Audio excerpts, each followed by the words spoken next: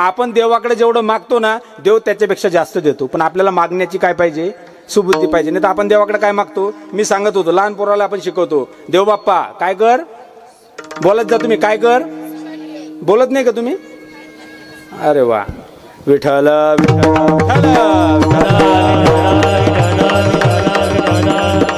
मी विचारतो तेवढं बोलत चला, म्हणजे पटकन आपल्याला कीर्तन संपवता येईल. कारण तुम्ही सगळ्या माझ्या कोण आहेत, कोण आहे तुम्ही, माझ्या आया बहिणी आहेत. तुम्ही सगळे माझ्या मातेप्रमाणे, माझ्या बहिणीप्रमाणे, मला माझ्या बाजूने तुम्ही बोललं पाहिजे ना. आज संख्या कोणाची आहे जास्त, कोणाची आहे, महिलांची. मी नेहमी कीर्तनात सांगत असतो की परमार्थ करावं फक्त तुम्हीच करावं, बरोबर आहे की नाही. परमार्थ कोणी करावं, तुमच्या भरोश्यावरच सगळं चालू आहे. नाही तर बघा ना तुम्ही, आज संख्या बघा माणसांची किती आहे, पूर्ण अजिंठ्यामध्ये एवढेच माणसं आहे का, हा तुम्ही बघा, तुमचीच संख्या जास्त आहे.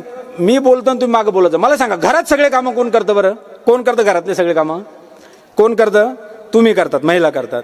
घरातले सगळे कामं करून शेतामध्ये सुद्धा घरच्यांना मदत कोण करतं, महिलाच करतात. मुलांच्या शिक्षणाकडे लक्ष कोण देतं, सासू सासऱ्यांची सेवा कोण करतं, घरात असले तर तो भाग वेगळा.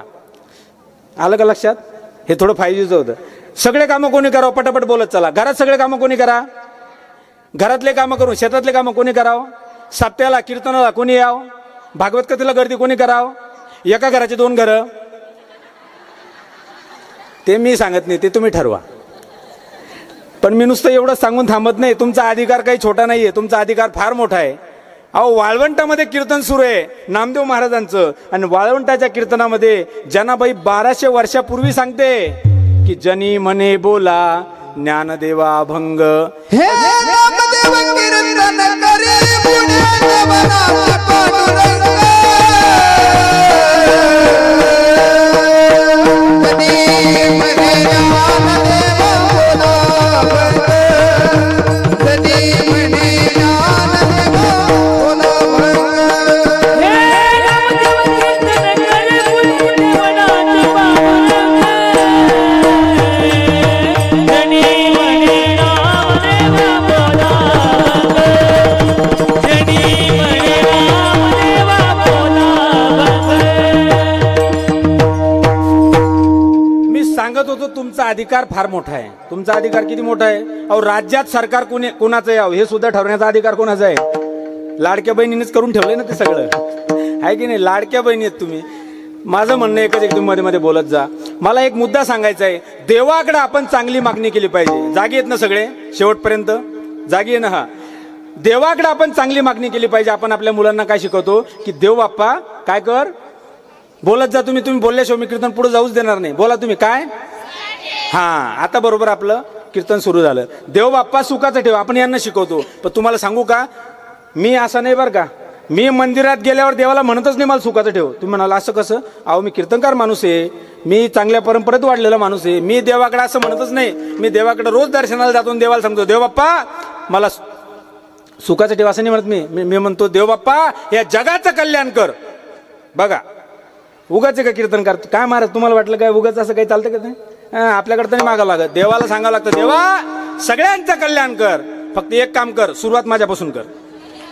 अरे मला कळलं पाहिजे ना कल्याण कसं असतं ते, का उगाच नुसतं तुमचं झाल्यावर कसं कळलं ते. चांगली मागणी मागितली पाहिजे आपण देवाकडं. आपण देवाला सांगतो सुखाचं ठेव, देवाला काय सांगतो इतकंच कशाला हो. एक माणूस त्याचं पोराचं लग्न जमत नव्हतं, ते मारुतीच्या देवळात गेलं आणि मारुतीरायाला म्हणे मारुतीराया माझं लग्न जमू दे. मारुतीराया म्हणे आता तू माणूस पाहून तर मागणी कर. अरे मीच तसा आहे आणि तुला कुठून देऊ. आता हे तुम्ही ऐकलं असेल, याच्या पुढचं सांगतो. मग मारुतीराय आपले तुम रक्षक काहू को डरना, हा ते साधा कार्यक्रम नाहीये. मारुतीरायाने सांगितलं मी नाही देऊ शकत, पण माझे जे प्रभू रामचंद्र आहे ते देऊ शकतात ना. मग त्यांच्या मंदिरात जा. लगेच अजिंठ्याच्या मंदिरात गेला तो आपल्या रामाच्या, भगवान श्रीरामचंद्राच्या मंदिरात गेला. म्हणला हे रामचंद्रा, हे भगवान श्रीरामा मला एक चांगली बायको मिळू दे. रामाने आशीर्वाद दिला, तथास्तु. मी सांगतो तुम्हाला, आता रामाना आशीर्वाद देऊनही काही खरं आहे की नाही माहित नाही.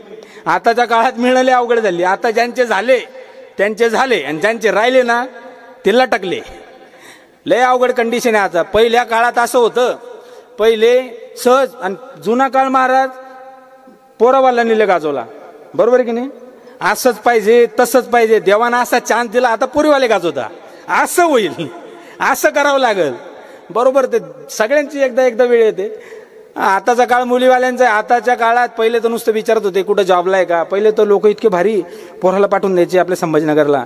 2-4 महिने बजाजमध्ये काम कर, मग इकडं लग्न जमून दे. मग जमवल्यावर ते 2-4 महिने पुन्हा गेलं की पुन्हा घरी, काय म्हणे जॉब गेला, चालले घरी, लग्न जमूच तर होता बहुत हो. आता तसं नाही. आता लोक कुठं जॉबला आहे तिथं जाते चौकशी करायला, बरोबर आहे का. इतकंच नाही, अकाउंट स्टेटमेंट द्या, खरंच पगार होतो का. म्हणजे अवघड आहे, काळ फार कठीण आहे. त्याच्यामुळे ज्यांचे झाले त्यांचे झाले. रामचंद्रांनी त्याला आशीर्वाद दिला, तथाच तुझं लग्न होणार म्हणले. त्याला खरंच मुलगी मिळाली. लगेच तो दर्शनाला गेला पंढरपूरला. विठ्ठल रुक्मिणीच्या लग्न झाल्यावर जातात ना. तुमच्याकडे कुठं जाता, कुठं जाता, कुठं हा, जेजुरीला जाता तुमच्याकडं. आमच्याकडे तिकडे जाता. मग नाही, मी आता 10-15 किलोमीटर काय बदल होणार आहे. तर गेला पंढरपूरला गेला. एवढी गर्दी, तिथं तुफान गर्दी. बाहेर आला आणि गर्दीमध्ये त्याची बायको हरवली. तेव्हा म्हणला आता आली का, म्हणजे आफत आली की नाही म्हणलं. लगेच त्यानं इकडं तिकडं पाहिल्याबरोबर त्याला दिसलं हनुमंताचं मंदिर होतं. लगेच गेला. रामाचं मंदिर होतं, रामाच्या मंदिरात गेला. हे म्हणला रामचंद्रा, अरे तू तर बायको दिली होती, तुझ्या आशीर्वादाने मिळाली, पण लगेच हरवली ना म्हटला. त्यांनी सांगितलं भाऊ तू चुकीच्या पत्त्यावर आला. म्हणले काय. म्हणले माझी हरवली तर मला शोधता आली, तुला पुन्हा फिरून हनुमानाकडेच जावं लागेल, पुन्हा हनुमानाच्या देवळात. मला सांगायचा मुद्दा एवढाच आहे, मागणी आपली व्यवस्थित असली, मागणी व्यवस्थित करता आली पाहिजे. काहींना मागताच येत नाही, उलट ते शिल्लक बोलतील. देवाला तर सोडा. एका पोराला त्याच्या बापानं सांगितलं की आपल्या गावातले ते मोठे पाटील आहे ना, त्यांच्या घरी जा आणि त्यांच्याकडून आहे ना आपल्याला आहे ना, ते मला त्यांनी सांगितलं होतं की 5,000 रुपये देणार आहे, तर जाऊन तेवढे आपले ते उधार देणार आहे, काय असेल सावकारीवर ते घेऊन ये. लहान पोरगं पाठवलं सगळ्यात छोटं पैसे मागायला, पण त्याला मागण्याची अक्कल पाहिजे की नाही. ते गेलं. त्या पाटलाचा मोठाच्या मोठा बंगला होता आणि बंगल्यावर ते दुसऱ्या माळ्यावर राहत होते. कुठं. त्यानं विचारलं नोकराला, पाटील कुठे आहे. म्हणले वर बसलेले आहेत. लगेच गेला तो जिन्यातून वर. त्यानं पाहिलं त्याचा असा आगडबम देह इतका मोठा, त्याची ढेरी एवढी मोठी की ते एका टेबलावर ठेवावं लागत होती, इतकी मोठी. असं चित्रांना तुम्ही किती भारी दिसत आलं ते. यानं विचारलं, पाहिलं की आपल्याला पैसे घ्यायचे, याचं काम काय होतं, पैसे मागणे आणि घेणे आणि घरी जाणे, बरोबर आहे की नाही. एवढंच काम होतं ना. पण तिथं त्यानं डोकं लावलं.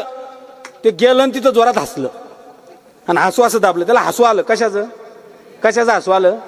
त्याला त्या ढेरीचं हसू आलं. पण त्यानं हसू कंट्रोल करायला पाहिजे. काम झालं आपलं, निघाव पैसे घेऊन. ते तसं नाही, ते हसल्यावर त्या माणसाने विचारलं, करे भाऊ कशाला हसला. नाही म्हणे जाऊ द्या. अरे कस काय हसले म्हणे, तुम्ही सांग ना म्हणे. ते म्हणे नाही हो, तुम्ही काका द्या पैसे, जाऊ द्या मला घरी, माझे वडील वाट पाहत आहे म्हणले. त्यांनी सांगितलं, हे बघ तू जर सांगितलं नाही की तू का हसला, त्याच्याशिवाय तुला पैसेच देत नाही. ते म्हणले तुम्हाला राग येणार नाही ना. राग येणार नाही तुम्हाला, मग सांगतो म्हणले. ते म्हणले खरं सांगा बरं का, पण राग नाही आला पाहिजे तुम्हाला. नाही रे मला नाही येत म्हणले राग. सांग तू काय. हो तुम्ही चिडून जासाल म्हणले माझ्यावर. म्हणले अरे काय पण हसला कशामुळे तुम्ही रागवणार नसाल तर सांगतो. ते म्हणले बरं ठीक आहे सांग. सांगितलं.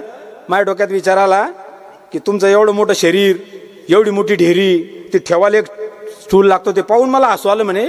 मला वाटलं म्हणे देव न करो आणि तुम्ही जर मेले तर एवढं मोठं शरीर हे उचलाव कसं. पर उचलाव तर उचलाव, हे खाली तरी कसं न्याव, कारण जिना एकदम म्हणे बारीक आहे आणि तुमचं शरीर एवढं मोठं म्हणले जमल कसं. त्याला असं आता असं बोलल्यावर नीट राहील का. ते 2 काना खायला लागलं. पळ म्हणले तुला नाही देत पैसे. ते घरी आलं रडत बापाकडं गाल चोळत. अरे म्हणले काय झालं. अरे काही नाही म्हणलं, गेलो तू पैसे आणायला, तुम्ही सांगितले तर. म्हणे मग काय झालं. काही नाही म्हणले, मी गेलो मला हसू झालं म्हणे त्या माणसाला पाहून. म्हणजे हसू आलं. मग मी त्यांना म्हणलं म्हणे की द्या पैसे जाऊ द्या. पण ते म्हणले नाही कशाला हसलं ते सांग पहिले. त्यांनी सांगितलं म्हणे की तुम्ही एवढे मोठे माणूस म्हणे, वजन एवढं इतकं मोठं शरीर, मेले तर तुम्हाला जाळायला कसं न्याव. म्हणून मी त्यांना विचारलं, त्यांना फटके दिलं म्हणे पाठवून. अरे म्हणले असं बोलल्यावर कोणालाही राग येईल ना म्हणले. दुसरा भाऊ होता त्याच्या घरात, तो म्हणला की याला तर बाबा मी तुम्हाला पहिल्यापासून सांगतो म्हणे, याला बिलकुल अक्कल नाही आपल्याला आणण्याला, पण तुमचा लय जीव म्हणे याच्यावर. मी दरवेळेला सांगतो म्हणे, तुमच्या घरात होत ना असं आहे की नाही. याला अक्कलच नाही म्हणले, हे याला कळत नाही म्हणले कुठं काय बोलावं काय चालावं. मी जातो म्हणले, लगेच जातो घेऊन येतो पैसे. गेलो. ते गेल्यानंतर हे पण गेलं. कुठे म्हणले पाटील म्हणले वरती. लगेच ते जिन्यातून वर चढलं, वर गेलं. त्यानंही पाहिलं, त्यालाही काही हसू कंट्रोल झालं, त्यालाही काही हसू कंट्रोल. पण तरी त्यानं हसू दाबत विचारलं म्हणे, पाटील ते पैसे द्या ना माझ्या वडिलांनी सांगितलेले. ते म्हणले ते ठीक आहे, कोण आहे तू. म्हणले आता नाही का माझा भाऊ आला होता. अरे काय बिंडोक भाऊ आहे म्हणत तुझा. अक्कल आहे का म्हणले त्याला काही? अरे काय बोलतं म्हणे, कळतं का नाही त्याला काही म्हणले? अरे जिवंत माणूस म्हणे, इतका मस्त बसलो म्हणे, सकाळी सकाळी ते मरण्याच्या गोष्टी करतो म्हणे माझ्या, कळतं का म्हणे त्याला काही? अक्कल आहे का म्हणे काही? त्याने सांगितलं जाऊ त्यांना पाटील होते येडे म्हणले, त्याला काय कळतं, आमच्या घरात लहान आहे म्हणले, ते पप्पाचे लाडकं म्हणले, काय त्याला आम्ही सगळे बोलून बोलून थकलो म्हणे, ते असंच म्हणले, जाऊ दे सोडा म्हणे, तुम्ही एक काम करा पैसे द्या म्हणे. अरे ते म्हणले ते ठीक आहे भाऊ, पण तू बिले असला ना म्हणे, तू कशाला असला? त्यांनी सांगितलं हे पण पाटील तुम्हाला राग येईल म्हणले, मी सांगितलं तर. ते म्हणले राग येईल? अरे मला काय राग येत नाही, सांग म्हणले, पण हसला कशाला?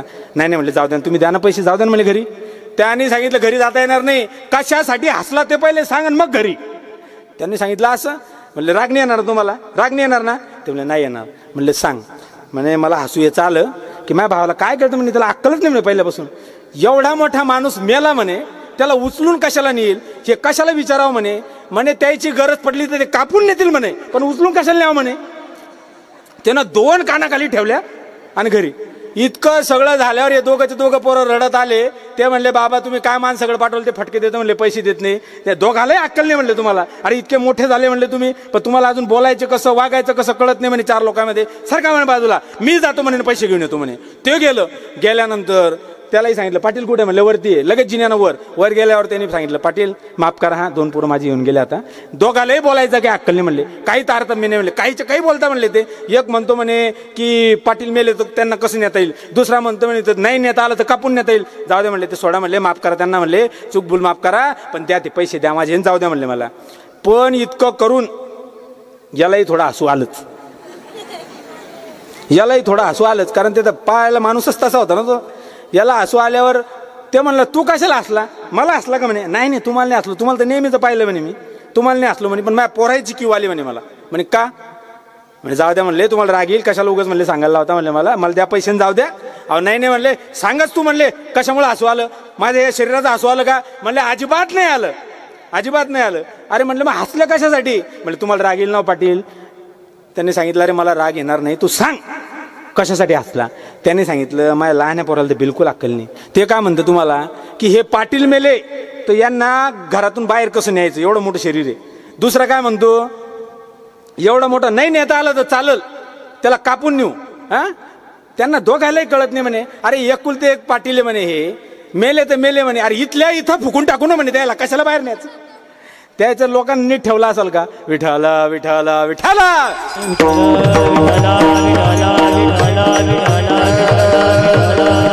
मला सांगायचा मुद्दा हा आहे की मागण्याची काय पाहिजे, अक्कल पाहिजे, आहे की नाही. आपण व्यवस्थित मागलं पाहिजे, देवाकडेही जाताना आपण चांगलं मागितलं पाहिजे, पण आपण चांगलं मागत.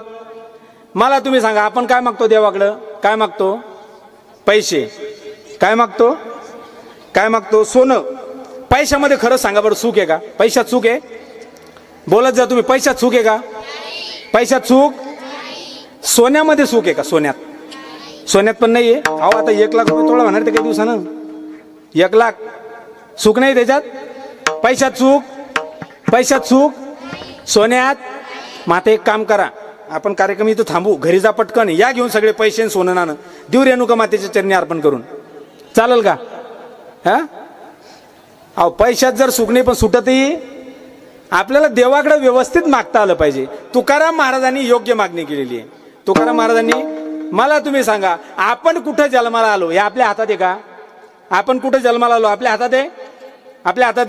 आपला काहीच तिथं चॉईस नाही, देवानं ठरवलं ना आपण जन्माला. कोणी गरीबाच्या घरी जन्माला आला, कोणी श्रीमंताच्या घरी जन्माला आला, आपला चॉईस होता का? काही गरीबाच्या घरी जन्माला आला, स्वतःच्या कष्टानं शिक्षणानं इतकी प्रगती केली की पुन्हा श्रीमंत झाला. काही श्रीमंताच्या घरी जन्माला आले, स्वतःच्या डोक्यानं सगळी इस्टेट फुकून खाल्ली. कोणाच्या हातात होतं का? जन्म आपला कुठं होईल आपल्या हातात नाही. म्हणून तुकाराम महाराज म्हणतात माझा जन्म कुठं झाला पाहिजे, अभंगाच्या पहिल्या चरणात. हे हरिदासाची